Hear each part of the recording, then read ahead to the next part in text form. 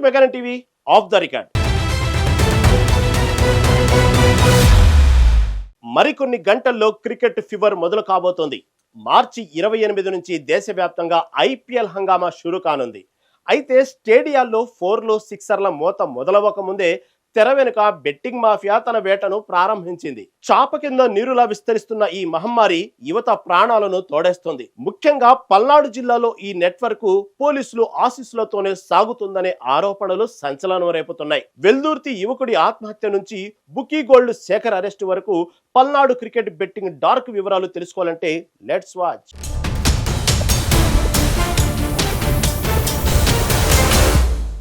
Cricket అభిమానులు ఎప్పుడెప్పుడా అని ఎదురు చూస్తున్న ఐపీఎల్ 19వ సీజన్ కు సర్వం సిద్ధమైంది. ఈ నెల 28న బెంగళూరు వేదికగా బెంగళూరు హైదరాబాద్ జట్ల మధ్య పోర్తో మెగా టోర్నీ ప్రారంభం కానుంది. మే 31 వరకు 10 జట్లు హోరాహోరీగా తలపడనున్నాయి. బీసీసీఐ ఇప్పటికే 20 మ్యాచ్ల షెడ్యూల్ ను ప్రకటించింది. అయితే ఈ క్రికెట్ పండుగను కొందరు కాసుల కక్కుర్తికి వేదికగా మార్చుకుంటున్నారు. క్రికెట్ ఆట మీద ఉన్న పిచ్చిని పెట్టుబడిగా మార్చుకొని బెట్టింగ్ రాయిళ్లు విరుచుకుపడుతున్నారు.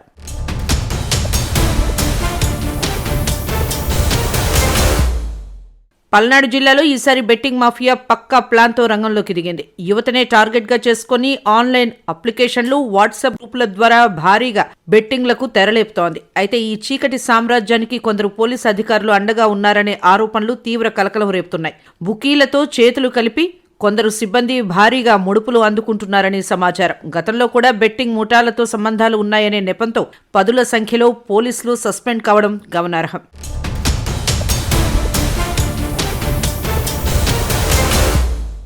క్రికెట్ బెట్టింగ్ కేవలం డబ్బును మాత్రమే కాదు, ప్రాణాలను కూడా బలి తీసుకుంటోంది. తాజాగా వెల్దుర్తి మండలం కండ్లగుంటకు చెందిన ఆంజనేయులు అనే యువకుడు ఆన్లైన్ బెట్టింగ్లో చిక్కుకుని డబ్బులు పోగొట్టుకోవడంతో మనస్తాపం చెంది ఆత్మహత్య చేసుకున్నాడు. ఇది కేవలం ఒక ఉదాహరణ మాత్రమే. గతంలో నర్సరావుపేటలోనూ అనేక మంది యువకులు ఈ మాయలో పడి ప్రాణాలు తీసుకున్నారు. మధ్యతరగతి కుటుంబాల ఆశలు అడియాసలవుతున్నాయి. కన్నబిడ్డలు కళ్ల ముందే విగత జీవులుగా మారుతుంటే తల్లిదండ్రుల వేదన వర్ణనాతీతంగా ఉంది.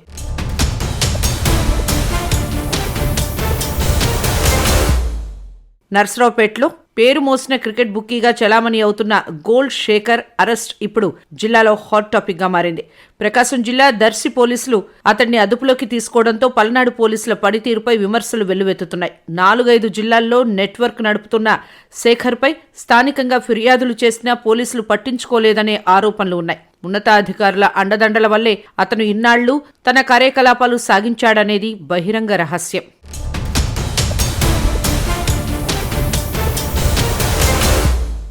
ఐపీఎల్ అంటే వినోదం మాత్రమే కావాలి, కానీ అది ప్రాణాలను హరించే వ్యసనం కాకూడదు. ఇప్పటికైనా పల్నాడు జిల్లా ఉన్నతాధికారులు దృష్టి సారించి బెట్టింగ్ మాఫియాతో చేతులు కలిపిన పోలీసులపై కఠిన చర్యలు తీసుకోవాలి. అప్పుడే ఆంజనేయులు లాంటి వారి ప్రాణాలు పోకుండా కాపాడగలం. యువత ఈ వ్యసనానికి దూరంగా ఉండాలని, తల్లిదండ్రులు తమ పిల్లలపై నిఘా ఉంచాలని కోరుకుందాం.